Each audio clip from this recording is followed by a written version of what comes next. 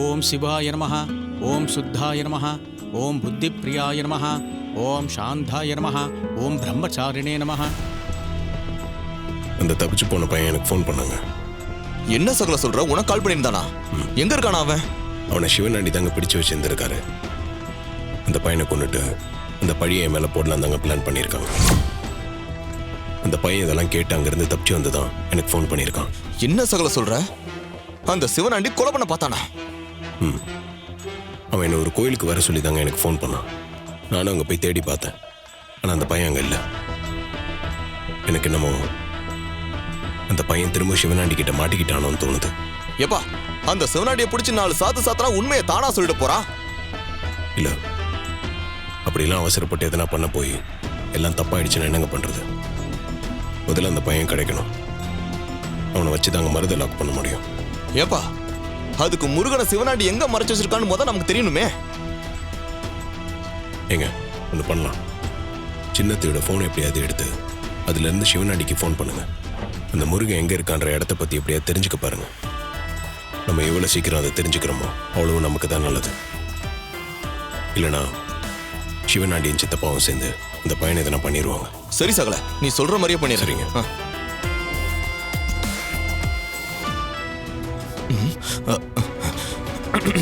சின்னத்த குரல்ல பேசிட வேண்டியதான்.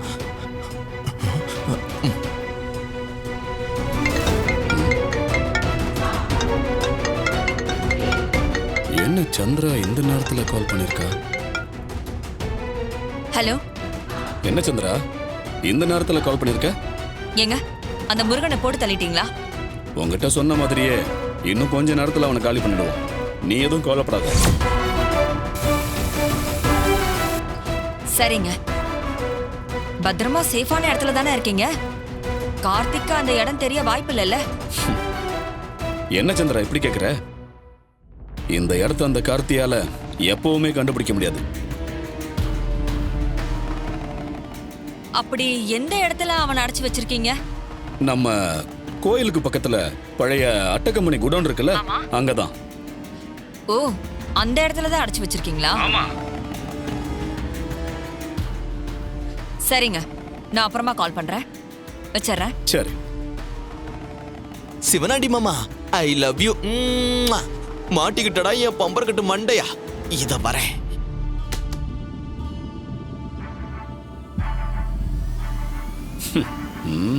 இன்னும் கொஞ்ச நேரத்துல உன்னை மேல அனுப்பிடுவோம். அப்படி சொல்லுமா அவனை. இன்னையோட நீ அச்சக் பச்சக் கச்சக் பச்சக்.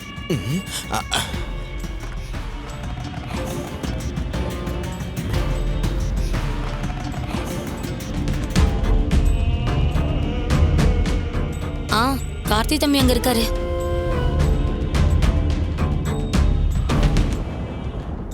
ஜூஸ் எடுத்துங்க. இல்ல வேணாம்ப்பா. சரி. ஐயோ, அந்த தம்பியை காணுமே. எங்க போனாரு தெரியலையே.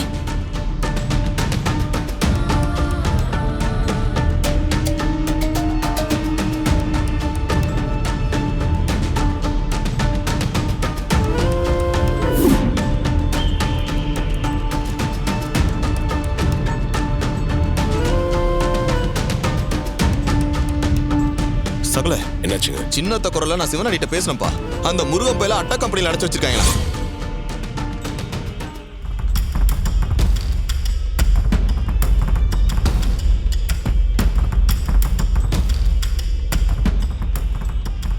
நமக்கு தான் எங்க இருக்கான்னு தெரிஞ்சிருச்சேப்பா. இப்பயே போய் அவனை தூக்கிட்டு வந்துடலாம்ப்பா.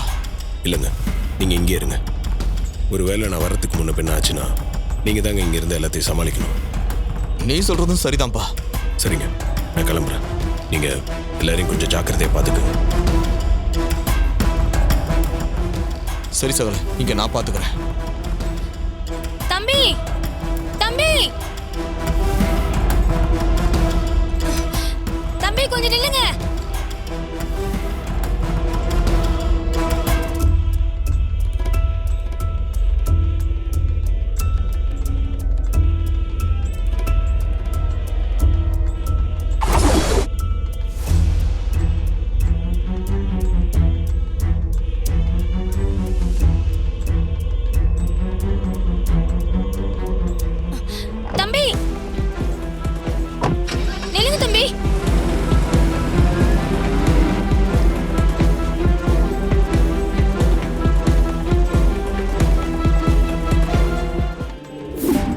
தம்பி கிட்ட சொல்லியிருந்தா இப்போ ஒரு முடிவு கிடைச்சிருக்கும். அதுக்குள்ளேயும் போயிட்டாரே.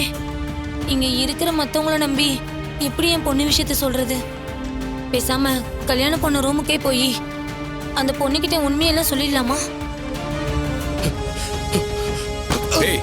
சார் கார்த்தி சார், என்ன அவங்க சார், என்ன அவங்க 2 பேரும் துரத்திட்டு வராங்க சார். எப்படியாவது என்ன காப்பாத்துங்க சார். சார் சித்தப்பா சார்,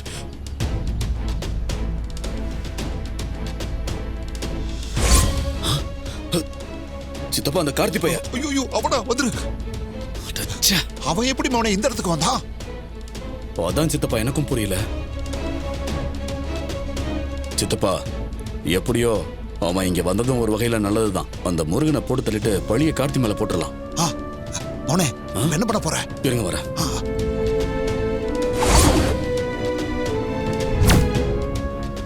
மவனே ஒரே அடியில் அவன் போய் சேர்ந்துடணும்.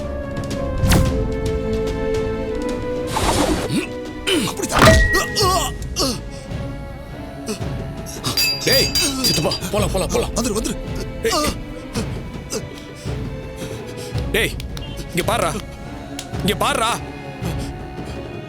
டேய் கண்ணை தர, என்ன பாரு, கண்ணை மூடாத. நான் பண்ண பாவத்துக்கு கடவுள் தான் இப்படி ஒரு தண்டனை கொடுத்துருக்காரு. டேய் ஹாஸ்பிட்டல் போலாம். எந்திரி. இல்ல வேணாம் சார், வேணாம் சார். நான் சொல்றது கேளுங்க சார். இப்பவே கல்யாண மண்டபத்துக்கு கூட்டிட்டு போங்க சார்.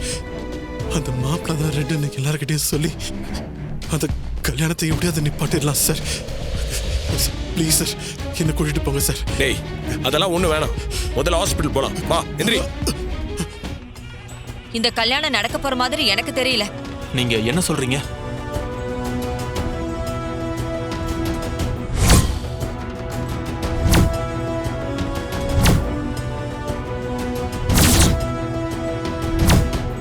மீனாட்சி அம்மாவா? எனக்கு அப்படி யாரையும் தெரியாது. இங்க பாருங்க, நீங்க ரொம்ப சமாளிக்க வேணாம். நீங்க யாரா வேணாலும் இருந்துட்டு போங்க. எனக்கு அதை பத்தி எந்த கவலையும் இல்ல. ஆனா எந்த பிரச்சனையும் வராம ரேவதி கழுத்துல நீங்க தான் தாலி கட்டணும். அதுக்கு முதல்ல அந்த பொம்பளை உங்களுக்கு எதிராக வாயை திறக்க கூடாது, பாத்துக்கோங்க. அவளை நான் பாத்துக்கிறேன். இப்ப அந்த பொம்பளை எங்க இருக்கா? இதே ஃப்ளோர்ல கடைசி ரூம்ல தான் அடைச்சு வச்சிருக்கேன். சரி அத்தை, இந்த விஷயம் வெளியே தெரியாத மாதிரி நான் பாத்துக்கிறேன். ஜாக்கிரதை.